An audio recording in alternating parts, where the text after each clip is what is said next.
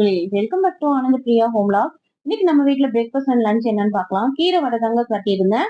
மசால் வடையில கீரை வடை வந்து போட்டிருந்தேன். அண்ட் தென் வந்துட்டு பாத்தீங்கன்னா இன்னைக்கு சூப்பர் அண்ட் எம்மியான சாம்பார் வந்து எல்லாத்துக்கும் தகுந்த மாதிரி இட்லி அண்ட் தென் வந்து பொங்கலுக்கு தகுந்த மாதிரி வச்சுட்டு கொஞ்சமா வந்து வேர்க்கடலை சட்னி வந்து அரைச்சிருந்தாங்க. என்ன ஸ்பெஷல் அப்படின்னு சொல்லி பாத்தீங்கன்னா மார்னிங்கே யூஸ்வலா நான்வெஜ் தான் செய்வோம். சரி அண்ணா அண்ணி வந்திருக்காங்க. ஸோ அதனால வந்துட்டு மார்னிங் வந்துட்டு வெஜ் செஞ்சுட்டு மத்தியானமா வந்து நான்வெஜ் கொஞ்சம் செஞ்சிடலாம் அப்படின்ட்டு பிரியாணி பண்ணலாம் அப்படின்னு சொல்லிட்டு தான் ரெடி பண்ணிட்டு இருந்தேன். ஆக்சுவலி வந்து பசங்க வந்து சிக்கன் பிரியாணி கேட்டிருந்தாங்க. என்னதான் வந்து மட்டன் செஞ்சாலும் பசங்களுக்கு என்னமோ சிக்கன் தான் பிடிக்குது. பட் பெரியவங்களுக்கு மட்டும் மட்டன் பிரியாணி எல்லாத்துலயும் கொஞ்சம் கொஞ்சம் ஒரு 3 கிளாஸ் போட்டு நல்லா சூப்பரா சிக்கன் பிரியாணி மட்டும் தம் போட்டு இறக்கிட்டேன். அண்ட் தென் மட்டன் பிரியாணி வந்து டபரால தான் வந்து செஞ்சிருந்தேன். ஸோ சூப்பராகவே இருந்தது டேஸ்ட். 2 பிரியாணியுமே வந்து அன்எக்ஸ்பெக்டடா ரொம்ப டேஸ்டியா இருந்தது. சம்டைம்ஸ் நம்ம 2 பிரியாணி செய்யும்போது ஒரு பிரியாணி நல்லா இருக்கும், ஒரு பிரியாணி நல்லா இருக்காது இல்லையா?